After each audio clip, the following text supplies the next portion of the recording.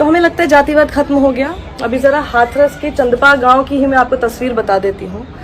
कैसे वो परिवार ये बताता है कि हमारे दादा आज भी अगर कहीं पर बैठे हैं और अगर सवर्ण समाज के कोई भी लोग आगे से गुजर जाते हैं तो उनको उठना पड़ता है, ग्रीट करना पड़ता है। सोचिए, आज भी वो अगर किसी दुकान में जाते हैं और कोई सामान खरीदते हैं तो उनके नोट पर पानी छिड़क कर शुद्धिकरण करके वो नोट लिया जाता है। अगर कोई बिस्किट का पैकेट पे वो हाथ लगा देते हैं तो बिस्किट के पैकेट को खरीदना तो पड़ेगा ही, क्योंकि अब उसको अशुद्ध कर दिया दलितों ने। ये सब चल रहा है वहां पर 21वीं सदी में, और हम कहते हैं जातिवाद खत्म हो गया।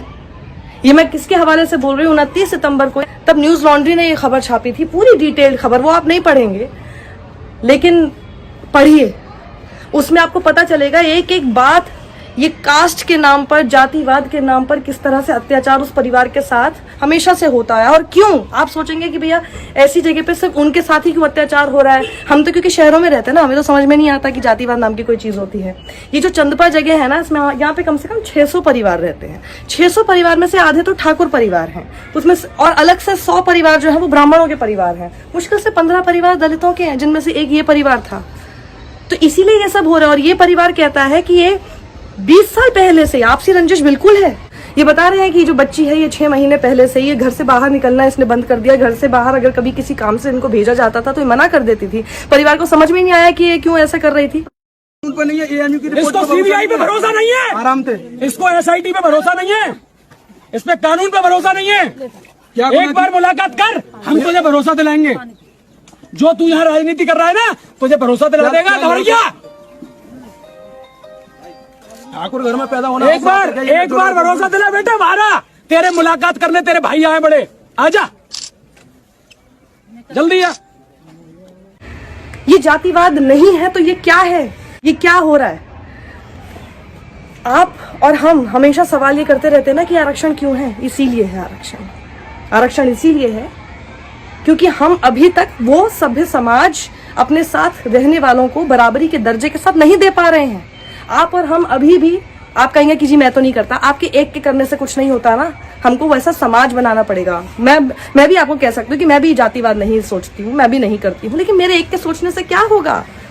मैं तो क्योंकि सवर्ण हूँ ना, जो जाति के हिसाब से बोला जाता तो उस हिसाब से तो मैं सवर्ण हूँ। मुझे क्या फर्क पड़ रहा है? आपको क्या फर्क पड़ रहा है अगर आप सवर्ण है? आपने थोड़ी ना महसूस किया उसको। इसका आप दंश समझते हैं कि किसी दुकान पे आप जाते हैं, आपके साथ इस तरह की जो है व्यवहार करते हैं। पूरा परिवार कह रहा है कि इस गांव में 8वीं क्लास ड्रॉप कर देती हैं लड़कियां, 10वीं क्लास ड्रॉप कर देते हैं लड़के। वो इसलिए क्योंकि वो लोग, स्कूल वाले भी ये उम्मीद करते हैं कि ये तो वाल्मीकि समाज के, तो स्कूल को साफ भी ये लोग ही करेंगे। क्यों? वो पढ़ने आते हैं कि किस लिए आते? कहते हैं हमसे बिना गाली गलौज किए बात नहीं करते यहाँ पे लोग। क्यों आप इनसे गाली गलौज करके बात करेंगे? बच्चे कहते हैं कि हमारे जो बुजुर्ग हैं उन तक से ये जितने सवर्ण लोग हैं, ठाकुर ब्राह्मणों के बारे में यानी वो बात कर रहे हैं, जितने सवर्ण लोग हैं वो हमारे बुजुर्गों तक से तुम कह के बात करते हैं। और हमसे वो उम्मीद करते हैं, हमारे बुजुर्गों से वो उम्मीद करते हैं कि इनके यानी ठाकुर ब्राह्मणों के जो बच्चे हैं उनको भी हम आप कह के संबोधित करें। समझ रहे हैं आप? मतलब ये क्या हमने बना रखा है? कैसा समाज हमने बनाया है? ये हम ही ने बनाया है। अगर हमारे पूर्वजों ने भी बनाया है तो इसको कम से कम ठीक करने का और सही करने का हमें कम से कम जिम्मा उठाना चाहिए। और अगर हम नहीं करना चाहते ठीक, तो फिर थू है हम सब पे, सच में थू है हम सब पे। अगर हम अभी भी 21वीं सदी में बड़ी बड़ी बातें हम लोग करते हैं, लेकिन हम लोग सिर्फ अभी जातिवाद के दंश में ही घूमते रहेंगे, उसी में अपने आप को जकड़ के रखते रहेंगे। ये पूरा परिवार ये कहता है कि इन लोगों से यही बर्दाश्त नहीं हो रहा है कि एक समय ऐसा होता था कि हमारे जो पूर्वज थे वो इनके घरों में जाके इवन 2 वक्त की रोटी लेने के लिए इनके घर में जाके खूब साफ सफाई वगैरह करते थे। अब ये लोग सक्षम हो गए हैं, थोड़े बेटर ऑफ हो गए हैं, बच्चे भी बाहर जाके कमाने लग गए हैं, रोजगार के उनको अवसर मिल गए थे तो थोड़ा बेटर हो गया, अच्छे से कर रहे हैं। तो इनसे यही बर्दाश्त नहीं हो रहा कि आखिर ये लोग अब हमारे घर में सफाई क्यों नहीं कर रहे हैं? ठेका ले रखा है कि आपके घर में सफाई करने का। जैसे आपको पूरी आज़ादी है कि आप क्या काम करेंगे, वैसे ही किसी दूसरे को भी पूरी आज़ादी है कि वो क्या काम करना चाहता है अपनी ज़िंदगी में। ये सब करना बंद कीजिए। इसी तरह से वरना बच्चियां शिकार होती रहेंगी, जातिगत जो आपसी रंजिश है उसका शिकार होते रहेंगे।